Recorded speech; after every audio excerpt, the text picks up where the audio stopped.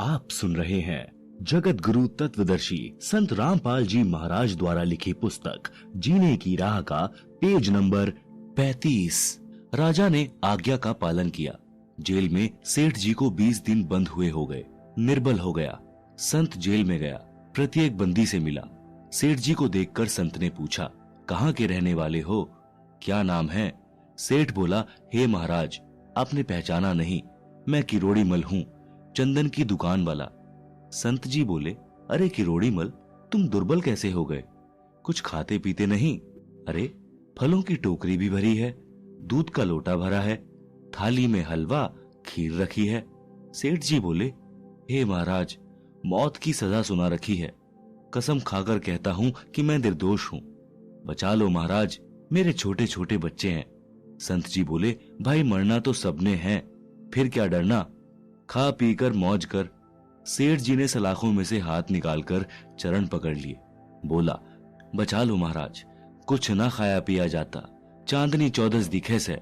संत ने कहा, सेठ किरोड़ी मल, जैसे आज तेरे को चांदनी चौदस को मृत्यु निश्चित दिखाई दे रही है, इसी प्रकार साधु संतों को अपनी चांदनी चौदस दिखाई देती है, चाहे 40 वर्ष बाद हो।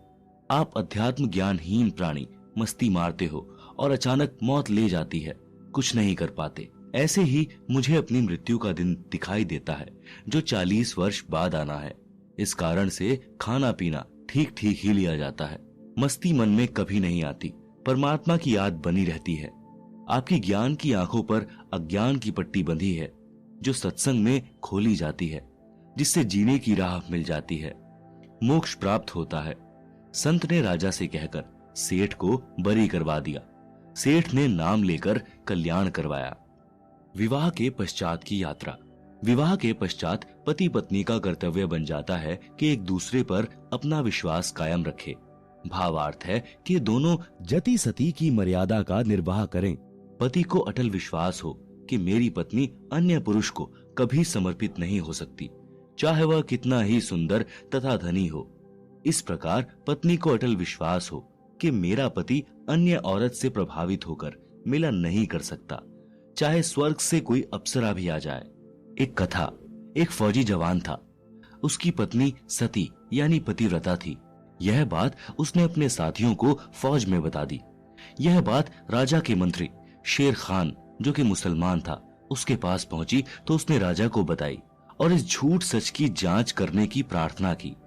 राजा ने सभा लगाई तथा उस फौजी चाप सिंह चौहान को बुलाया। सभा में राजा ने पूछा कि आप कह रहे हो कि आपकी पत्नी पतिव्रता है, वह अन्य पुरुष से किसी लालच में मिलन नहीं कर सकती। फौजी चाप सिंह ने कहा कि यह 100% सत्य है। राजा ने कहा कि यदि झूठ पाई तो? फौजी ने कहा कि जो सजा आप दे मंजूर होगी। आप सुन रहे हैं जगत गुरु तत्वदर्शी संत रामपाल जी महाराज द्वारा लिखी पुस्तक जीने की राह का पेज नंबर 36।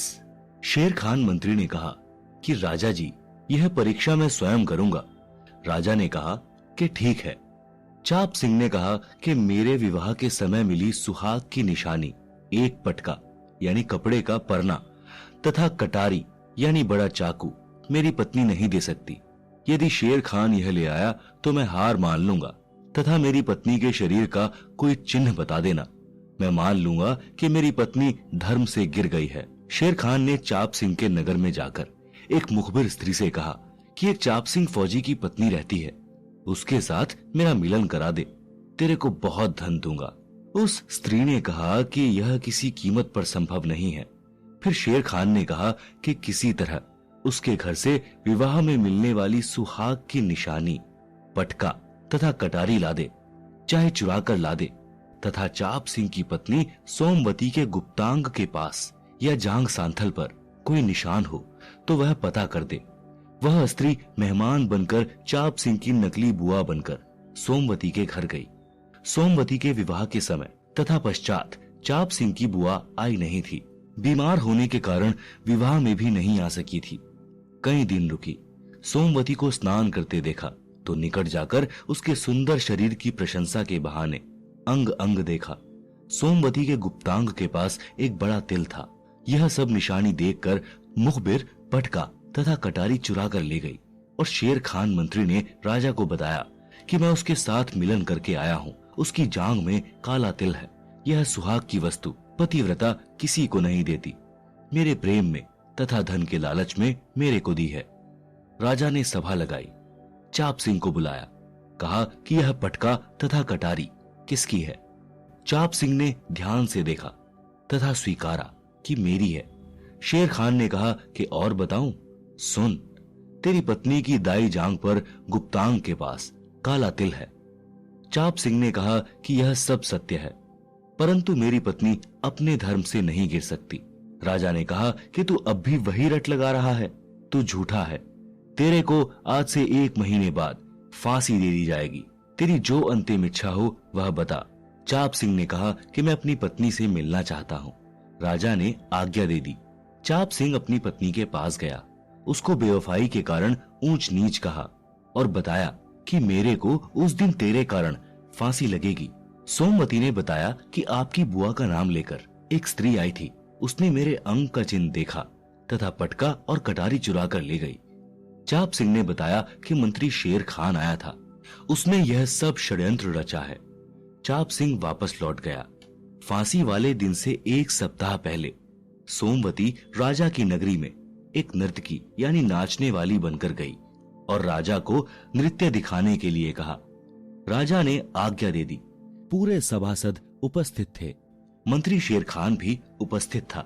नर्तकी के नृत्य से राजा अति प्रसन्न हुआ तथा नर्तिका से कहा कि मांगो, क्या मांगती हो? मैं अति प्रसन्न हूँ। नर्तकी ने कहा कि वचनबद्ध हो जाओ, तब मांगूंगी। आप सुन रहे हैं जगत गुरु तत्वदर्शी संत रामपाल जी महाराज द्वारा लिखी पुस्तक जीने की राह का पेज नंबर 37। राजा ने कहा कि राज्य के अतिरिक्त कुछ भी मांग, मैं वचनबद्ध हूँ। नर्तकी ने कहा कि आपकी सभा में मेरा चोर है, मेरे घर से चोरी करके लाया है। शेर खान मंत्री नाम है, उसको फांसी की सजा दी जाए। शेर खान ने राजा से पूछा कि बता शेर खान, कितनी सच्चाई है? शेर खान बोला कि हे परवरदिगार, मैंने तो इस औरत की आज से पहले कभी शक्ल भी नहीं देखी थी। तब सोमवती ने कहा कि यदि आपने मेरी शक्ल भी नहीं देखी थी तो ये पटका और कटारी किसके घर से लाया? मैं उस चाप सिंह की पतिव्रता पत्नी हूँ जिसे तेरी झूठ के कारण फांसी दी जा रही है। चाप सिंह को बुलाया गया। राजा ने चाप सिंह को आधा राज्य सौंप दिया और क्षमा कर दिया तथा शेर खान मंत्री को फांसी की सजा दी गई। धन्य है ऐसी बेटियां जिन पर नाज है भारत को। गरीब दास जी को परमेश्वर कबीर जी ने बताया था कि तुरा न तीखा कूदना, पुरुष नहीं रणधीर, नहीं पद्मनी नगर में या मोटी तकसीर।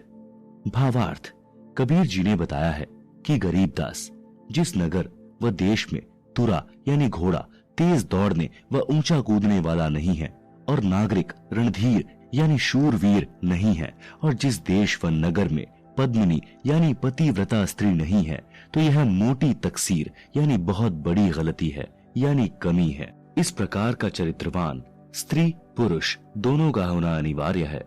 विवाह के पश्चात ससुराल में कुछ लड़कियां सर्व श्रृंगार करती हैं, सज धज कर गलियों से गुजरती हैं, अजीबो गरीब हरकत करती हैं, असहज लगने वाले भड़कीले चमकीले वस्त्र पहनकर बाजार या खेतों में या पानी लेने नल या कुएं पर जाती हैं। उनका उद्देश्य क्या होता है? स्पष्ट है कि अपने पति के अतिरिक्त अन्य पुरुषों को अपनी ओर आकर्षित करना, अपनी सुंदरता तथा वैभव का प्रदर्शन करना, जो एक अच्छी बहू बेटी के लक्षण नहीं है। यदि कहें कि पति को प्रसन्न करने के लिए ऐसा करती है तो वे घर तक ही सीमित रहती तो अच्छा होता, परंतु ऐसे लक्षण मन में दोष के प्रतीक होते हैं। साधारण वस्त्र पहनने चाहिए, चाहे महंगे हों चाहे सस्ते। बहन बेटी बहू की नजर सामने 12 फुट तक रहनी चाहिए। चलते बैठते उठते समय ध्यान रखें कि कोई ऐसी गतिविधि न हो जाए जो किसी के लिए उत्प्रेरक हो। स्त्री का गलत अदा यानी गतिविधि से लफंडर लोगों का हौसला बढ़ता है, वे परेशान करते हैं। महिला का हंस हंस कर बातें करना उत्प्रेरक तथा असभ्य होता है, जो सामाजिक बुराई है। जैसे बहन बेटी बहू यानी युवती अपने परिजनों के साथ रहती है, ऐसा ही आचरण घर के बाहर होना चाहिए। उसकी प्रशंसा सभ्य समाज किया करता है। अन्य युवाओं को उसका उदाहरण बताते हैं। यदि पेट्रोल को चिंगारी नहीं मिलेगी तो वह विस्फोटक नहीं होता। आप सुन रहे हैं जगत गुरु तत्वदर्शी संत रामपाल जी महाराज द्वारा लिखी पुस्तक जीने की राह का पेज नंबर 38। इसके विपरीत उपरोक्त गतिविधि करना समाज में आग लगाना है। यह बात युवतियों तथा युवाओं दोनों पर लागू होती है। जवानी बारूद की तरह होती है। यदि कोई चिंगारी लग जाए तो सर्वनाश हो जाता है। यदि चिंगारी नहीं लगे तो वर्षों सुरक्षित रहती है। प्रत्येक पुरुष चाहता है कि मेरी बेटी, बहन, बहू अच्छे चरित्र वाली हो। गांव नगर में कोई यह न कहे कि उनका खानदान ऐसा वैसा है। जब हम किसी युवती को देखते हैं और मन में दोष उत्पन्न हो तो तुरंत विचार करें कि यदि कोई हमारी बेटी, बहन, बहू के विषय में गलत विचार करे तथा दुष्कर्म के उद्देश्य से कुछ अटपटी गतिविधि यानी व्यंग करके अपने दुष्विचारों को प्रकट करे, गलत संकेत करे, आंखों को चटकाए, मटकाए, टेढ़ी नजर से देखे, यानी ऐसी गलत हरकत करे तो कैसा लगेगा? उत्तर स्पष्ट है कि टांगे तोड़ देंगे। जो निर्बल हैं वो एकांत में बैठकर रोएंगे। उस समय विचार करें कि जैसा दर्द अपने होवे ऐसा जान बिराने, जो अपने सो और के एक है पीड़ पिछाने। कबीर जी कहते हैं, पर नारी को देखिए बहन बेटी के भाव, कह कबीर काम नाश का यही सहज उपाय। समाधान। परमेश्वर कबीर जी ने बताया है कि यौन उत्पीड़न के प्रेरक फिल्में जिनमें नकली बनावटी कहानियां तथा अदाएं दिखाई जाती हैं, जिनको देखकर जवान बच्चे उसी की नकल करके बेशर्म होने लगते हैं। जैसी गतिविधि फिल्म में दिखाई जाती है वैसी गतिविधि न घर में, न गली में, न सभ्य समाज में की जा सकती है। तो उनको देखने का उद्देश्य क्या रह जाता है? कुछ नहीं, केवल बहाना है मनोरंजन। वही मनोरंजन समाज नाश का मूल कारण है। मेरे यानी लेखक के अनुयायी बिल्कुल भी फिल्म नहीं देखते। अश्लील रागनी, फिल्मी गाने, सांग यानी स्वांग तथा अश्लील चर्चा जो निकम्मे युवा करते हैं, उनकी संगत में अच्छे युवा भी प्रेरित होकर बकवाद करने लग जाते हैं। कबीर परमेश्वर जी ने कहा है कि कथा करो करतार की, सुनो कथा करतार, काम कथा सुनो नहीं, कह कबीर विचार। भावार्थ। कबीर परमेश्वर जी ने समझाया है कि या तो परमात्मा की महिमा का गुणगान यानी कथा करो, या कहीं परमात्मा की चर्चा यानी कथा हो रही हो तो वह सुनो। काम यानी अश्लील चर्चा कभी न सुनना। कबीर जी ने यह विचार यानी मत बताया है।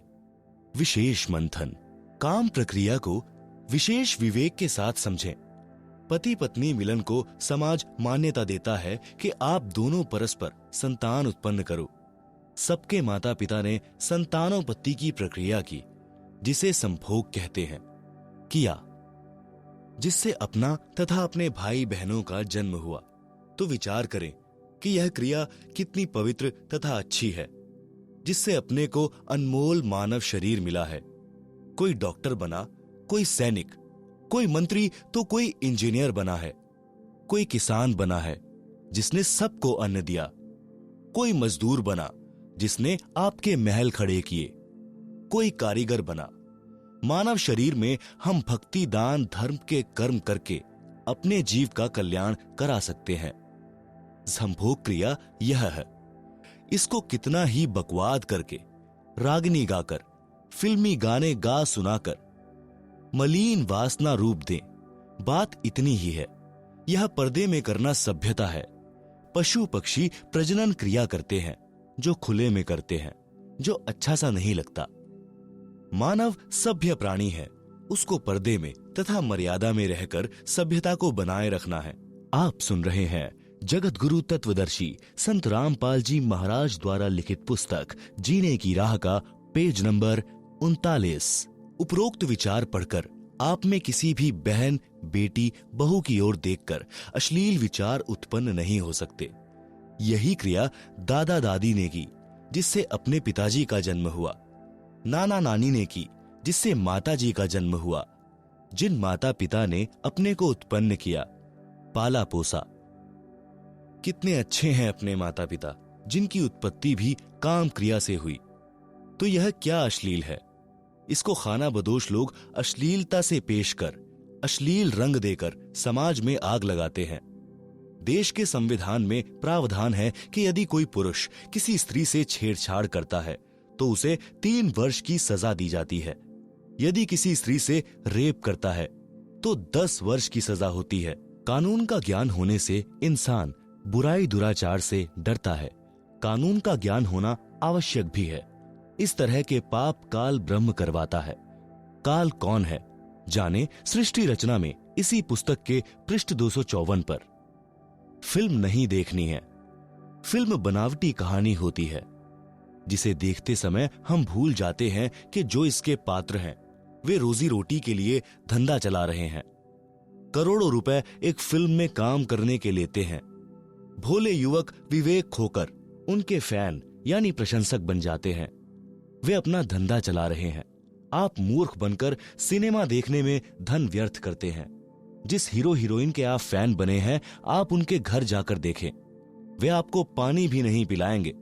चाय खाना तो दूर की कौड़ी है। विचार करें कि मैं लड्डू खा रहा हूं और आप देख रहे हो।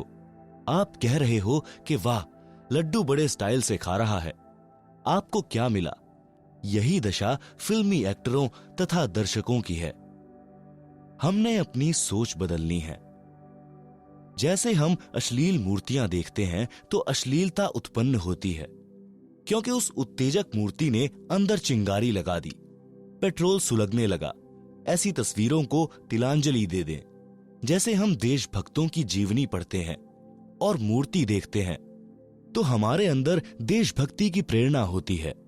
ऐसी तस्वीर घर में हो तो कोई हानि नहीं। आप सुन रहे हैं जगत गुरु तत्वदर्शी संत रामपाल जी महाराज द्वारा लिखित पुस्तक जीने की राह का पेज नंबर 40।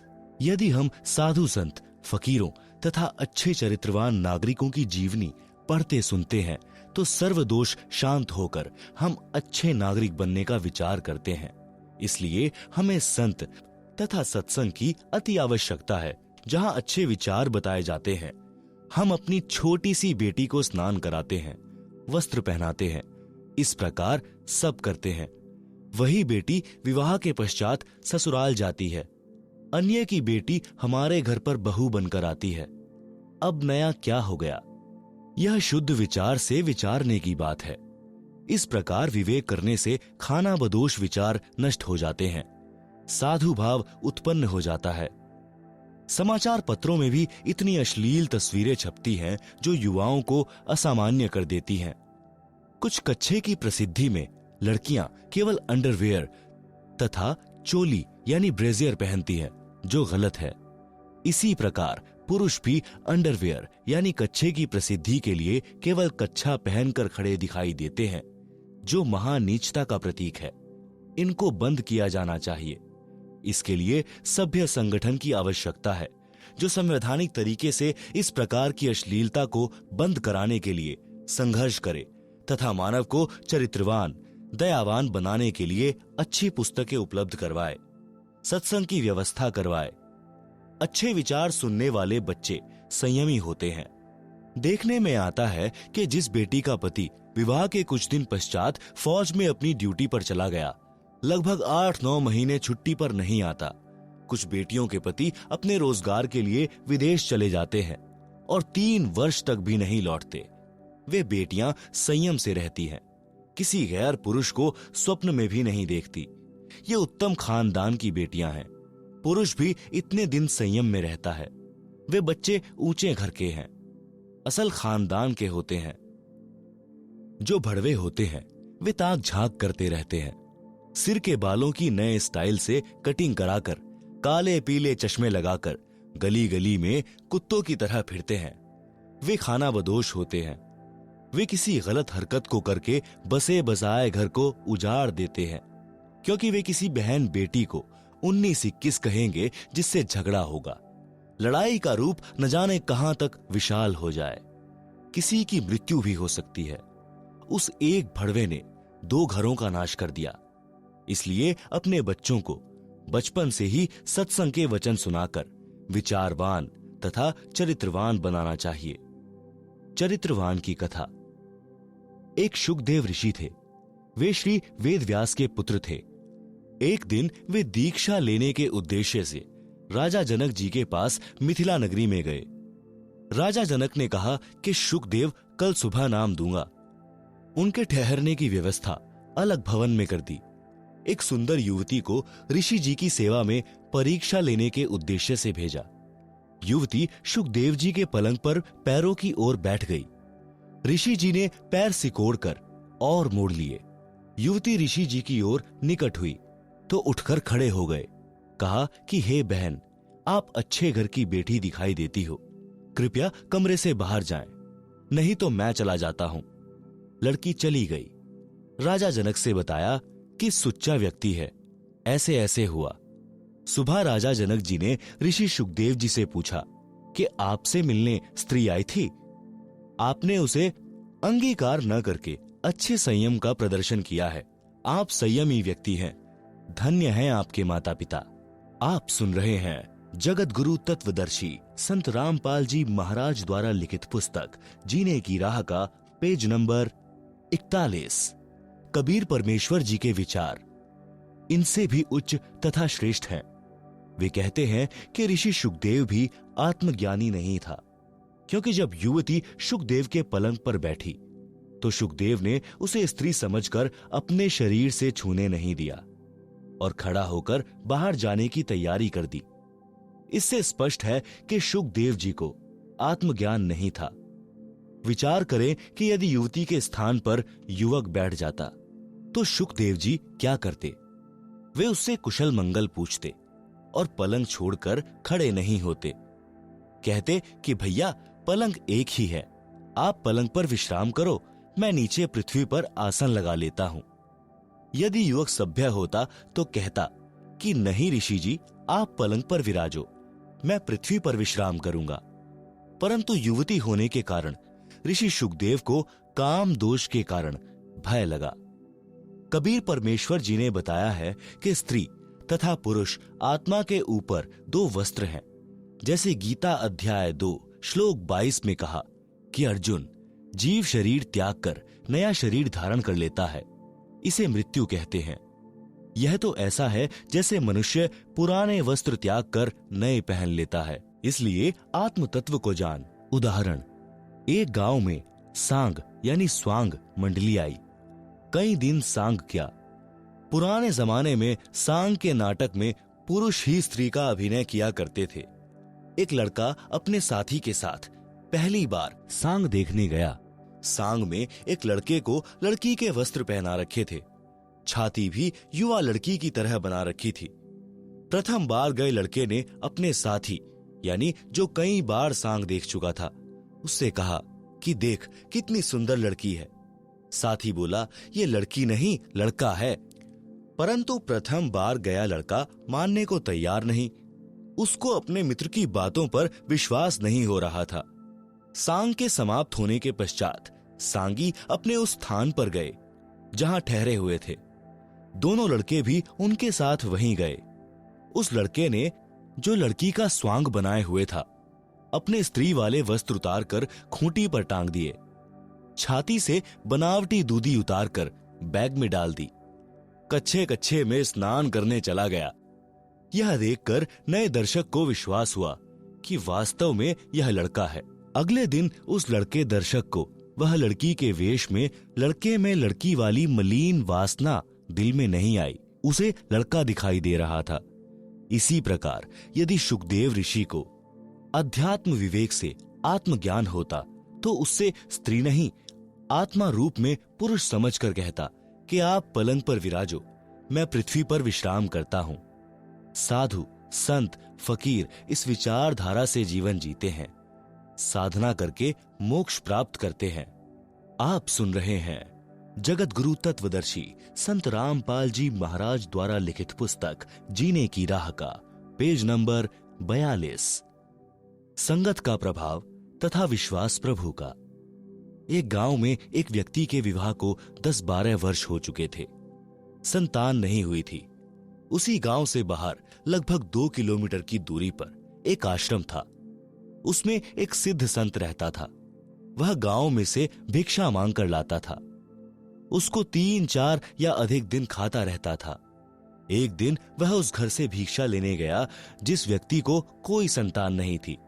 स्त्री पुरुष दोनों ने साधु जी से पुत्र प्राप्ति के लिए चरण पकड़कर प्रार्थना की। साधु ने कहा कि एक शर्त पर संतान हो सकती है। स्त्री पुरुष ने पूछा कि बताओ। साधु ने कहा कि प्रथम पुत्र उत्पन्न होगा, 2 वर्ष होने के पश्चात मुझे चढ़ाना होगा, उसे मैं अपना उत्तराधिकारी बनाऊंगा। आपको मंजूर हो तो बताओ। उसके पश्चात लड़की होगी, फिर एक पुत्र होगा। दोनों ने उस शर्त को स्वीकार कर लिया। साधु के आशीर्वाद से 10वें महीने पुत्र हुआ। 2 वर्ष का होने पर साधु को सौंप दिया। उस समय स्त्री फिर गर्भवती थी। उसने कन्या को जन्म दिया। फिर एक पुत्र और हुआ, जिस कारण से साधु की महिमा और अधिक हो गई। उस आश्रम में युवा लड़कियों का प्रवेश निषेध था। जब वह लड़का 16 वर्ष का हुआ तो एक दिन गुरुजी को छाती में स्तन के पास फोड़ा हो गया, जिस कारण साधु जी दर्द के कारण व्याकुल रहने लगा। जड़ी बूटी बनाकर उस फोड़े पर लगाई। 4-5 दिन में वह फोड़ा फूटकर ठीक हुआ। तब साधु सामान्य हुआ। कुछ दिन के पश्चात साधु को बुखार हो गया। वृद्धावस्था व बुखार के कारण उत्पन्न कमजोरी की वजह से चलने फिरने में असमर्थ हो गया। साधु ने उस शिष्य को कभी गांव में भिक्षा लेने नहीं भेजा था, यह विचार करके कि कहीं जवान लड़का गांव में लड़कों के साथ बैठकर बुरी संगत में पड़कर कोई गलती न कर दे, कहीं विवाह करने की प्रेरणा न हो जाए। परंतु उस दिन विवश होकर साधु ने अपने शिष्य से कहा कि बेटा भिक्षा मांग कर ला और गांव में प्रथम गली में चौथे घर से जो मिले उसे लेकर आ जाना, आगे मत जाना। लड़का गुरुजी के आदेशानुसार उसी घर के द्वार पर गया और बोला, अलख निरंजन। उस घर से एक 14 वर्षीय लड़की भिक्षा डालने के लिए द्वार पर आई तो साधु लड़का उस लड़की की छाती की ओर गौर से देख रहा था। लड़की ने देख लिया कि साधु की दृष्टि में दोष है। लड़की बोली कि ले बाबा भिक्षा। साधु बोला, हे माई की बेटी, तेरी छाती पर 2 फोड़े हुए हैं, आप आश्रम में आ जाना, तेरे फोड़े गुरुजी ठीक कर देंगे। हे माई की बेटी, आपको बहुत पीड़ा हो रही होगी, मेरे गुरुजी को तो एक ही फोड़े ने दुखी कर रखा था। यह बात लड़के साधु से सुनकर लड़की का अंदाजा और दृढ़ हो गया कि यह साधु नेक नहीं है। लड़की ऊंची ऊंची आवाज में बोलने लगी कि अपनी माँ बहन के फोड़े ठीक करा ले, बदतमीज, तेरे को जूती मारूंगी। यह कहकर लड़की ने पैर की जूती निकाल ली और बोली, चला जा यहां से, फिर कभी मत आना। शोर सुनकर लड़की की माता भी द्वार पर आई और पूछा कि बेटी क्या बात है। लड़की ने उस साधु की करतूत माता को बताई। माता ने पूछा कि बाबा जी कहां से आए हो। लड़के साधु ने बताया कि इस आश्रम से आया हूं, मेरे गुरुजी बीमार हो गए हैं, चलने फिरने में असमर्थ हैं, इसलिए पहली बार मुझे भिक्षा लाने भेजा है। मैं उनका शिष्य हूं। मैंने तो इस बहन से पूछा था कि तेरी छाती पर 2 फोड़े हैं, बहुत दुखी हो रही होगी। मेरे गुरुजी को तो एक ही फोड़ा हुआ था, दिन रात दर्द से व्याकुल रहते थे। वे औषधि जानते हैं, आप गुरुजी के पास जाकर फोड़े ठीक करा लो। वह साधु लड़का उसी स्त्री का बेटा था जो साधु को चढ़ा रखा था। वह लड़की उस साधु बाबा की छोटी बहन थी। माता ने बताया कि यह तेरा भाई है जो हमने साधु को चढ़ा रखा है। यह दुनियादारी की खराब बातों से बचा है, इसको कुछ भी पता नहीं है। जो दोष बेटी तुझे लगा वह इस तेरे भाई में नहीं है। यह तो पाक साफ आत्मा से बोल रहा था। तूने गांव के चंचल युवकों वाली शरारत के अनुसार विचार करके धमकाया। माई ने बताया कि साधु जी, मेरी बेटी की छाती पर फोड़े नहीं हैं, ये दूधी हैं, देख जैसे मेरी छाती पर है। इसका विवाह करेंगे, इसको संतान उत्पन्न होगी, तब इन दूधियों से इससे बच्चे दूध पिएंगे। साधु बच्चा बोला, हे माई, इसका विवाह कब होगा? कब इसको संतान होगी? माई ने बताया कि कभी 3-4 वर्ष के पश्चात विवाह करेंगे, फिर 2-3 वर्ष पश्चात संतान होगी। आप सुन रहे हैं जगत गुरु तत्वदर्शी संत रामपाल जी महाराज द्वारा लिखी पुस्तक जीने की राह का पेज नंबर 43। साधु लड़के ने आध्यात्मिक दृष्टिकोण से विचार किया कि परमात्मा को जन्म लेने वाले बच्चे की कितनी चिंता है। उसके जन्म से 7-8 वर्ष पूर्व ही दूध पीने की व्यवस्था कर रखी है।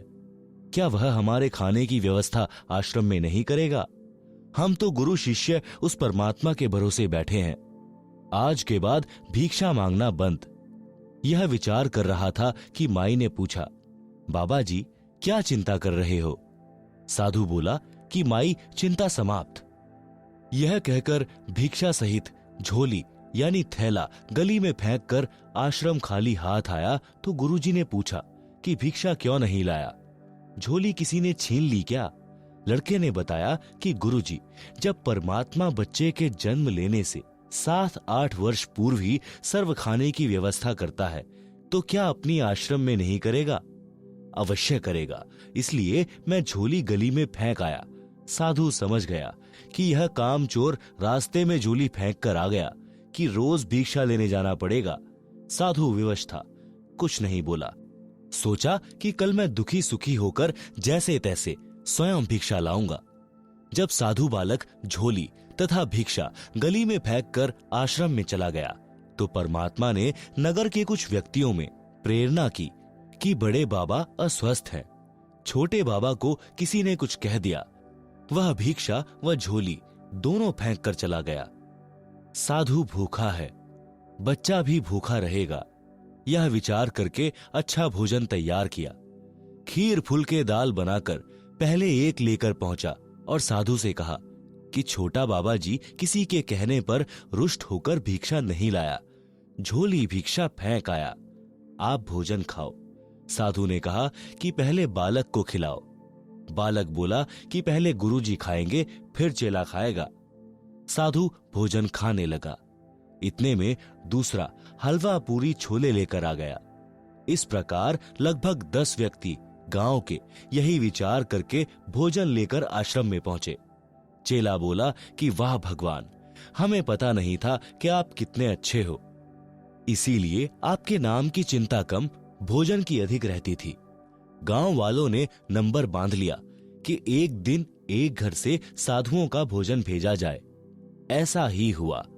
आप सुन रहे हैं जगत गुरु तत्वदर्शी संत रामपाल जी महाराज द्वारा लिखित पुस्तक जीने की राह का पेज नंबर 44।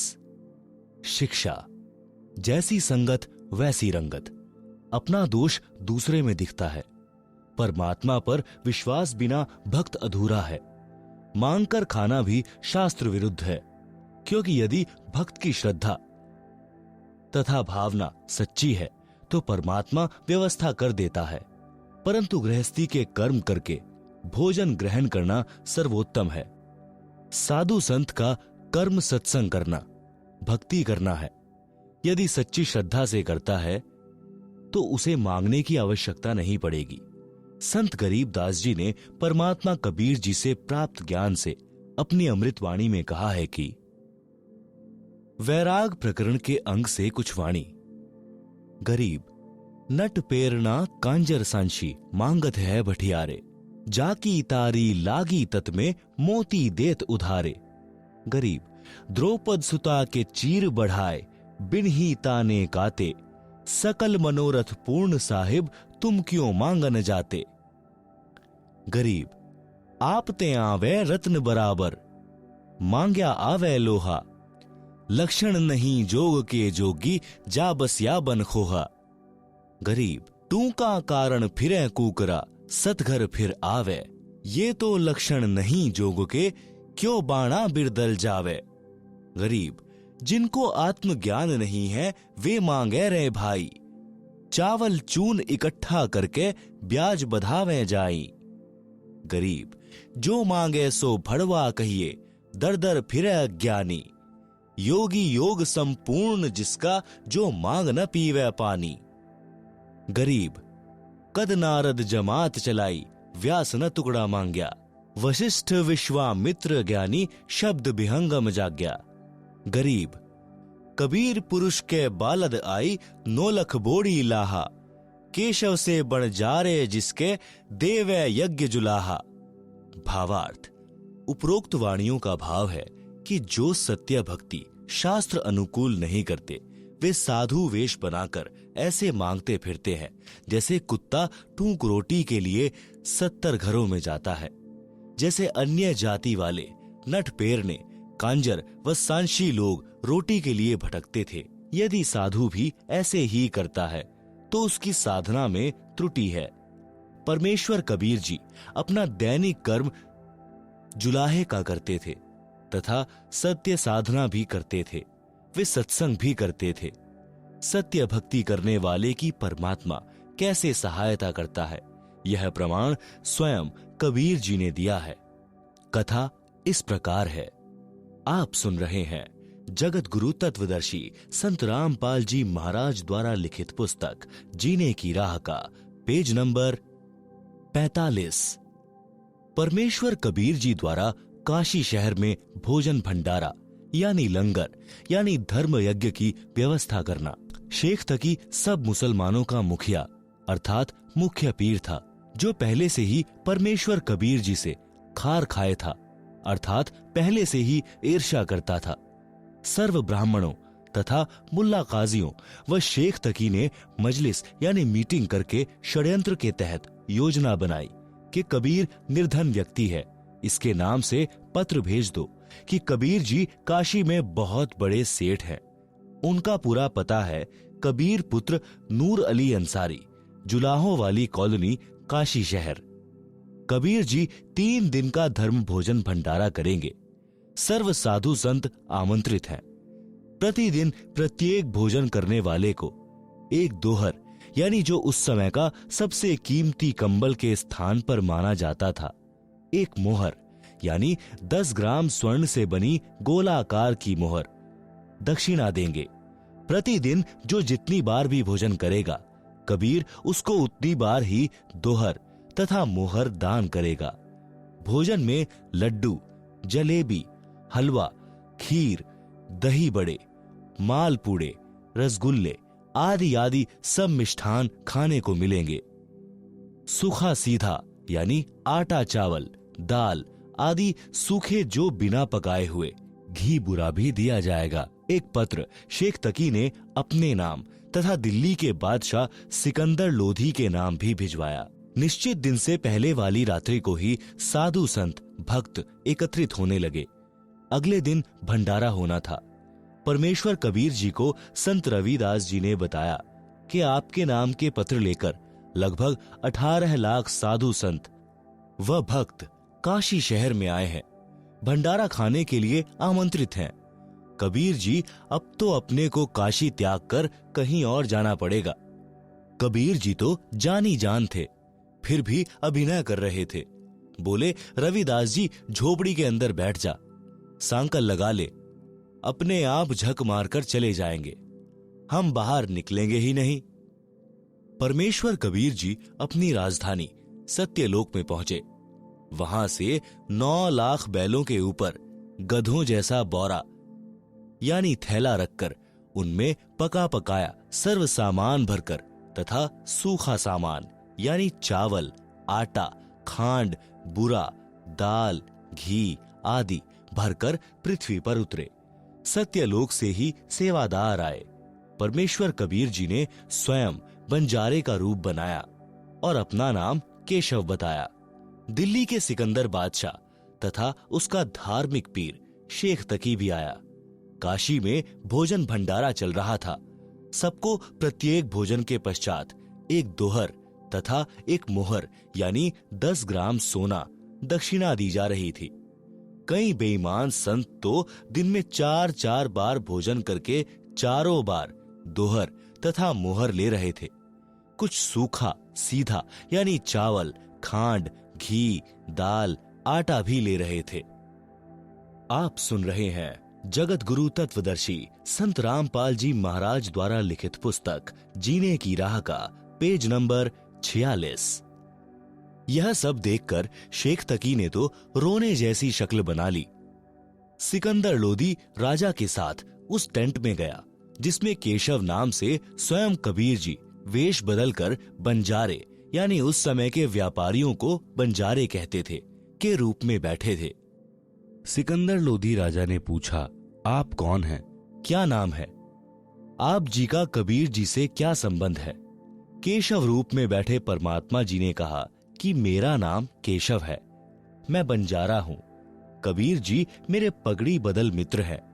मेरे पास उनका पत्र गया था कि एक छोटा सा भंडारा यानी भोजन कराने का आयोजन यानी लंगर का आयोजन करना है, कुछ सामान लेते आइएगा। उनके आदेश का पालन करते हुए सेवक हाजिर है, भंडारा चल रहा है।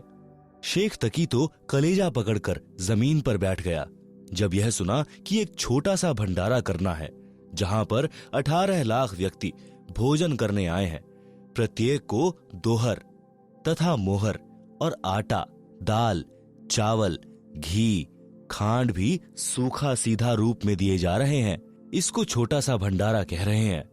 परंतु ईर्ष्या की अग्नि में जलता हुआ विश्राम गृह में चला गया जहां पर राजा ठहरा हुआ था। सिकंदर लोदी ने केशव से पूछा, कबीर जी क्यों नहीं आए? केशव ने उत्तर दिया कि उनका गुलाम जो बैठा है उनको तकलीफ उठाने की क्या आवश्यकता, जब इच्छा होगी आ जाएंगे। यह भंडारा तो 3 दिन चलना है। सिकंदर लोदी हाथी पर बैठकर अंगरक्षकों के साथ कबीर जी की झोपड़ी पर गए। हाथी से उतरकर राजा ने दरवाजे पर दस्तक दी, कहा, परवरदिगार दरवाजा खोलो, आपका बच्चा सिकंदर आया है। कबीर परमेश्वर जी ने कहा, हे राजन, कुछ व्यक्ति मेरे पीछे पड़े हैं, प्रतिदिन कोई ना कोई नया षड्यंत्र रचकर परेशान करते हैं। आज झूठा पत्र डालकर लाखों व्यक्ति बुलाए हैं। मैं निर्धन जुलाहा कपड़े बुनकर परिवार पोषण कर रहा हूं। मेरे पास भोजन भंडारा यानी लंगर करवाने तथा दक्षिणा देने के लिए धन नहीं है।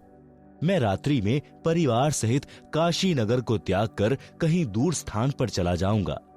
मैं दरवाजा नहीं खोलूंगा। सिकंदर सम्राट बोला, हे कादिर अल्लाह यानी समर्थ परमात्मा, मैंने आपको पहचाना है। आप मुझे नहीं बहका सकते। आपने चौपड़ के खुले स्थान पर कैसे भंडारा लगाया है? आपका मित्र केशव आया है, अपार खाद्य सामग्री लाया है। लाखों लोग भोजन करके आपकी जय जयकार कर रहे हैं, आपका दर्शन करना चाहते हैं। एक बार किवाड़ खोलकर अपने गुलाम सिकंदर को दर्शन तो दो। कबीर जी ने संत रविदास जी से कहा कि खोल दो किवाड़। दरवाजा खुलते ही सिकंदर राजा ने जूती उतारकर मुकुट सहित दंडवत प्रणाम किया। फिर काशी में चल रहे भोजन भंडारे में चलने की विनय की। जब कबीर परमात्मा झोपड़ी से बाहर निकले तो आकाश से सुंदर मुकुट आया और परमात्मा कबीर जी के सिर पर सुशोभित हुआ तथा आसमान से सुगंधित फूल बरसने लगे। राजा ने कबीर परमेश्वर जी को हाथी पर चढ़ने की प्रार्थना की। कबीर जी ने रविदास जी को साथ लिया। राजा, रविदास जी तथा परमात्मा कबीर जी तीनों हाथी पर चढ़कर भंडारा स्थल पर आए। सबसे कबीर सेठ का परिचय कराया तथा केशव रूप में स्वयं डबल रोल करके उपस्थित संत भक्तों को प्रश्न उत्तर करके सत्संग सुनाया जो 24 घंटे तक चला। कई लाख संतों ने अपनी गलत भक्ति त्याग कर कबीर जी से दीक्षा ली, अपना कल्याण कराया। भंडारे के समापन के बाद जब बचा हुआ सब सामान तथा टेंट बैलों पर लादकर चलने लगे, उस समय सिकंदर लोदी राजा तथा शेख तकी, केशव तथा कबीर जी एक स्थान पर खड़े थे। सब बैल तथा साथ आए सेवक जो बंजारों की वेशभूषा में थे गंगा पार करके चले गए। कुछ ही देर के बाद सिकंदर लोदी राजा ने केशव से कहा, आप जाइए, आपके बैल तथा साथी जा रहे हैं। जिस ओर बैल तथा बंजारे गए थे उधर राजा ने देखा तो कोई भी नहीं था। आश्चर्यचकित होकर राजा ने पूछा, कबीर जी, वे बैल तथा बंजारे इतनी शीघ्र कहां चले गए? उसी समय देखते देखते केशव भी परमेश्वर कबीर जी के शरीर में समा गए। अकेले कबीर जी खड़े थे। सब माजरा यानी रहस्य समझकर सिकंदर लोधी राजा ने कहा कि कबीर जी, यह सब लीला आपकी ही थी। आप स्वयं परमात्मा हो। शेख तकी के तो तन मन में ईर्ष्या की आग लग गई। कहने लगा, ऐसे ऐसे भंडारे हम 100 कर दें। यह क्या भंडारा किया है? महोछा किया है। आप सुन रहे हैं जगत गुरु तत्वदर्शी संत रामपाल जी महाराज द्वारा लिखित पुस्तक जीने की राह का पेज नंबर 47। महोछा उस अनुष्ठान को कहते हैं जो किसी गुरु द्वारा किसी वृद्ध की गति करने के लिए थोपा जाता है। उसके लिए सब घटिया सामान लगाया जाता है। जग जौनार करना उस अनुष्ठान को कहते हैं जो विशेष खुशी के अवसर पर किया जाता है, जिसमें अनुष्ठान करने वाला दिल खोलकर रुपए लगाता है। संत गरीबदास जी ने कहा है कि कोई कहे जग जौनार करी है, कोई कहे महोछा, बड़े बड़ाई किया करें, गाली काढ़े औछा। शब्दार्थ, उस सभोज यानी भोजन भंडारे को देखकर नेक व्यक्ति तो कह रहे थे कि जग जौनार यानी दिल खोलकर धर्म में रुपया खर्च करके धर्म का कार्य किया है, यानी धर्म यज्ञ करके जीवन वार की है, यानी भोजन खिलाया है। जो अहंकारी दुष्ट व्यक्ति थे वे कह रहे थे कि महोछा किया है, यानी मन मार कर कम खर्च करके भंडारा किया है। सारांश, कबीर जी ने भक्तों को उदाहरण दिया है कि यदि आप मेरी तरह सच्चे मन से भक्ति करोगे तथा ईमानदारी से निर्वाह करोगे तो परमात्मा आपकी ऐसे सहायता करता है। भक्त ही वास्तव में सेठ अर्थात धनवंता है। भक्त के पास दोनों धन हैं। संसार में जो चाहिए वह भी धन भक्त के पास होता है तथा सत्य साधना रूपी धन भी भक्त के पास होता है। आप सुन रहे हैं जगत गुरु तत्वदर्शी संत रामपाल जी महाराज द्वारा लिखित पुस्तक जीने की राह का पेज नंबर 48। एक अन्य करिश्मा जो उस भंडारे में हुआ वह जीवनवार यानी लंगर 3 दिन तक चला था। दिन में प्रत्येक व्यक्ति कम से कम 2 बार भोजन खाता था। कुछ तो 3-4 बार भी खाते थे, क्योंकि प्रत्येक भोजन के पश्चात दक्षिणा में एक मोहर यानी 10 ग्राम सोना और एक दोहर यानी कीमती सूती शॉल दिया जा रहा था। इस लालच में बार बार भोजन खाते थे। 3 दिन तक 18 लाख व्यक्ति शौच तथा पेशाब करके काशी के चारों ओर ढेर लगा देते, काशी को सड़ा देते। काशी निवासियों तथा उन 18 लाख अतिथियों तथा 1 लाख सेवादार जो सतलोक से आए थे, उस गंध का ढेर लग जाता। श्वास लेना दूभर हो जाता, परंतु ऐसा महसूस ही नहीं हुआ। सब दिन में 2-3 बार भोजन खा रहे थे, परंतु शौच 1 बार भी नहीं जा रहे थे, न पेशाब कर रहे थे। इतना स्वादिष्ट भोजन था कि पेट भर भर कर खा रहे थे, पहले से दुगना भोजन खा रहे थे। उन सबको मध्य के दिन टेंशन यानी चिंता हुई कि न तो पेट भारी है, भूख भी ठीक लग रही है, कहीं रोगी न हो जाएं। सतलोक से आए सेवकों को समस्या बताई तो उन्होंने कहा कि यह भोजन ऐसी जड़ी बूटियां डालकर बनाया है जिससे यह शरीर में ही समा जाएगा। हम तो प्रतिदिन यही भोजन अपने लंगर में बनाते हैं, यही खाते हैं। हम कभी शौच नहीं जाते तथा न पेशाब करते। आप निश्चिंत रहो। फिर भी विचार कर रहे थे कि खाना खाया है, परंतु कुछ तो मल निकलना चाहिए। उनको लैट्रीन जाने का दबाव हुआ। सब शहर से बाहर चल पड़े। टट्टी के लिए एकांत स्थान खोज कर बैठे तो गुदा से वायु निकली। पेट हल्का हो गया तथा वायु से सुगंध निकली जैसे केवड़े का पानी छिड़का हो। यह सब देखकर सबको सेवादारों की बात पर विश्वास हुआ। तब उनका भय समाप्त हुआ, परंतु फिर भी सबकी आंखों पर अज्ञान की पट्टी बंधी थी। परमेश्वर कबीर जी को परमेश्वर नहीं स्वीकारा। पुराणों में भी प्रकरण आता है कि अयोध्या के राजा ऋषभ देव जी राज त्याग कर जंगलों में साधना करते थे। उनका भोजन स्वर्ग से आता था। उनके मल यानी पाखाने से सुगंध निकलती थी। आसपास के क्षेत्र के व्यक्ति इसको देखकर आश्चर्यचकित होते थे। इसी तरह सतलोक का आहार करने से केवल सुगंध निकलती है, मल नहीं। स्वर्ग तो सतलोक की नकल है, जो नकली यानी डुप्लीकेट है।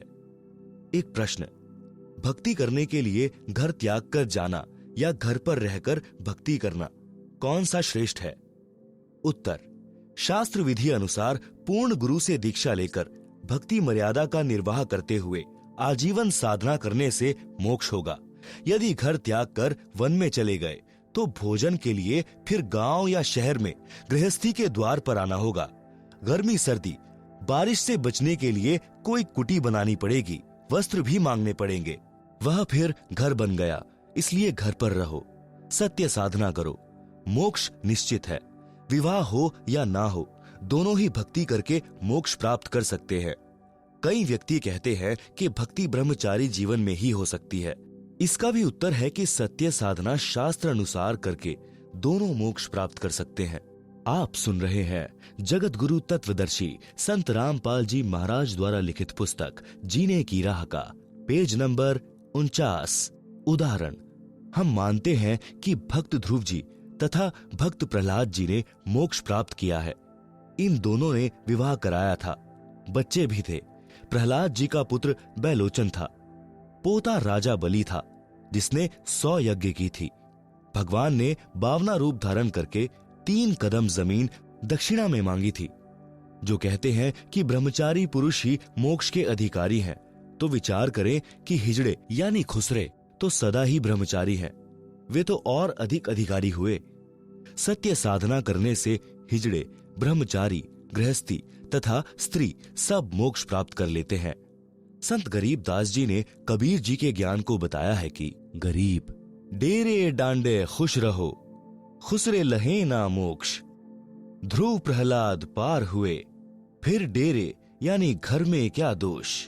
गरीब केले की कोपीन है, फूल पात फल खाई, नर का मुख नहीं देखते, बस्ती निकट नहीं जाई। गरीब वे जंगल के रोज हैं, जो मनुष्यों बिद के जाहीं, निज दिन फिरो उजाड़ में, यू साई पावे नाही। गरीब गाड़ी बाहो घर रहो, खेती करो खुशहाल, साईं सिर पर राखिए, सही भक्त हर लाल। भावार्थ, वाणी संख्या 1 का भाव ऊपर बता दिया है। वाणी संख्या 2, 3 का भावार्थ। कुछ व्यक्ति बता रहे थे कि हम संतों की खोज में पहाड़ों, जंगलों में गए। एक जगह जंगल में एक साधु रहता था। उसके विषय में वहां के आसपास के गांव वाले बता रहे थे कि वह साधु पर्दे पर केले के पत्ते लंगोट रूप में बांधता है और जंगल में पत्ते फल फूल खाता है। गांव के निकट भी नहीं आता, मनुष्य का तो मुख भी नहीं देखता। देखते ही पूरी गति से भागकर जंगल में चला जाता है। लोग कह रहे थे कि जिसको भी उसके दर्शन हो जाते हैं माला माल हो जाता है। हम कई दिन तक दर्शन के लिए उस जंगल में सुबह जाते और शाम तक रहते। एक दिन भागते की पीठ पीठ दिखी, दर्शन हो जाते तो 12:15 हो जाते। विचार करें कि ऐसा व्यक्ति अपराधी होता है जो पुलिस से बचने के लिए ढोंग किए है। संत गरीब दास जी ने ऐसे व्यक्ति को रोज यानी नील गाय की उपमा दी है, जो आदमियों से डरकर बिदक कर भागते फिरते हैं। ऐसे व्यक्ति चाहे दिन रात जंगल उजाड़ में भटको, परमात्मा प्राप्त नहीं हो सकता। वाणी संख्या 4 का भावार्थ। गरीब गाड़ी बाहो घर रहो, खेती करो खुशहाल, साईं सिर पर राखिए, सही भक्त हरलाल। भावार्थ, हरलाल जाट की कथा। गांव बेरी, जिला झज्जर, प्रांत हरियाणा में एक हरलाल नाम का जाट किसान था जो धार्मिक प्रवृत्ति का था। उसका सर्व परिवार धार्मिक विचारों वाला था। भगवा वेश में एक व्यक्ति गांव बेरी की चौपाल में रुका। उसने कुछ दिन सत्संग किया। भक्त हरलाल जी ने उनका परिचय पूछा तो पता चला कि उसके घर पर कोई नहीं है। माता पिता बचपन में चल बसे थे, भक्ति के लिए घर छोड़ा है। भक्त हरलाल जी ने निवेदन किया कि आप हमारे घर पर रहो, हमें संत की सेवा मिलेगी, आपको भक्ति का पूरा समय मिलेगा। भगवा वेशधारी ने हां कर दी। भक्त हरलाल जी के 2 मकान थे। एक में स्त्रियां रहती थी, दूसरा कुछ दूरी पर था जिसमें पशु बांधते थे, तथा पुरुष सदस्य रहते थे जिसे घेर या पौली कहते हैं। इस पौली के ऊपर एक चौबारा था। उसमें उस साधु को रहने के लिए आग्रह किया। पूरा परिवार उसकी सेवा करता, दोनों तीनों समय भोजन कराता। कुछ वर्षों के पश्चात वह संत शरीर त्याग गया। उसका अंतिम संस्कार करके उसकी यादगार अपने खेत में बना दी।